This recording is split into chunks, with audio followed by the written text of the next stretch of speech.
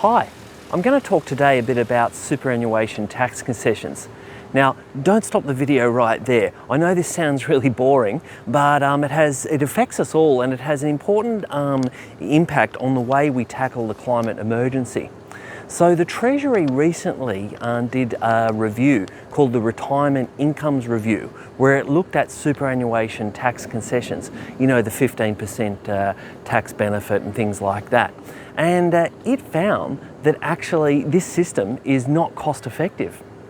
Yeah, and I quote, it said that the current system design increases inequality. So how does it do that? Well, these tax concessions apply mostly and disproportionately to those on very high incomes and with very high superannuation balances.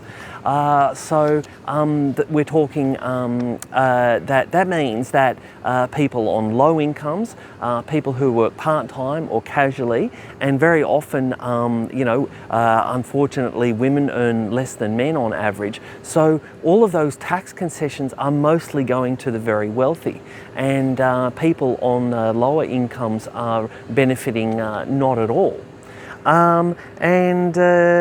It also says that in the coming years, the amount of tax concessions that we don't get into the tax system will actually be larger than the cost of the age pension itself. Think about that. Why are we doing that? What kind of a system is that? Socialist Alliance believes that we should actually scrap all those tax concessions, and we could use that money saved to top up the age pension. I mean, if that's going to cost about the same as the age pension is costing, then if you scrap that, you could immediately double the age pension, which would be a lot more equitable. We could have a universal age pension system for everybody. And that would be a much better system than what we have at present. Now, I said I'm going to relate this into climate change. Ever since the 1980s at least, we've been having increasing financialisation of all parts of our lives, and the privatisation that has been going on has been, extreme.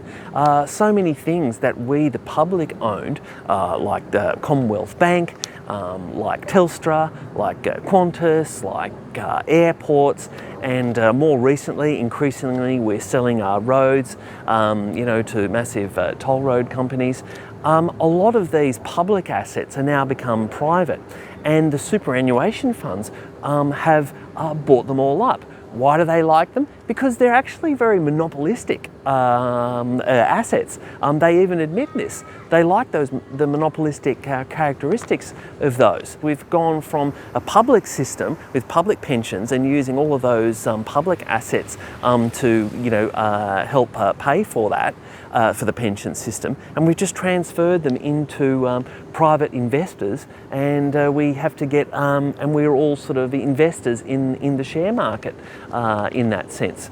But we don't have as much control as consumers over those things as we do as citizens in a democracy to vote for governments to achieve the best outcomes for society using those assets. So I'll give you an example. A lot of superannuation funds are heavily invested in fossil fuel production, and there are campaigns, by some of the unions, but also by groups like Friends of the Earth and Market Forces that are campaigning directly to superannuation funds to divest from this fossil fuel infrastructure.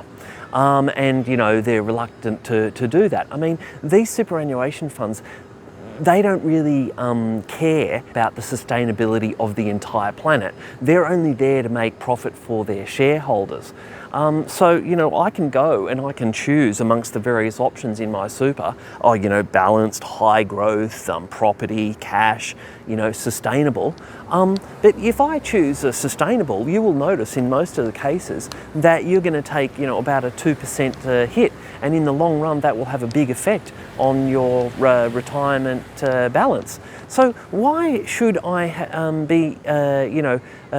to choose between actually having a future and having a decent pension? It doesn't make any sense. So those superannuation funds, they don't have interest in saving the planet, and they don't care if they invest in all these terrible fossil fuel assets.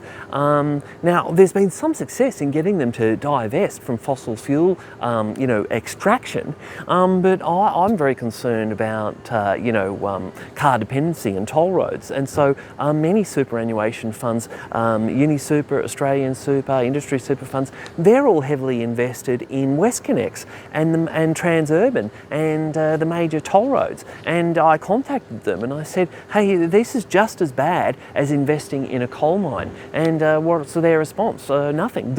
Just ignored me, right? So it's very hard to get these funds to act in the benefit of all of us. Unlike if those assets are publicly owned, where you have politicians who are directly accountable to the ballot box.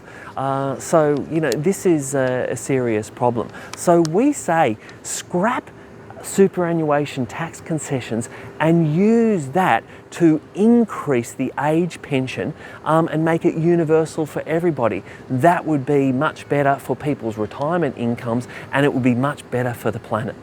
Authorised by P. Boyle for Socialist Alliance, Ultimo, New South Wales.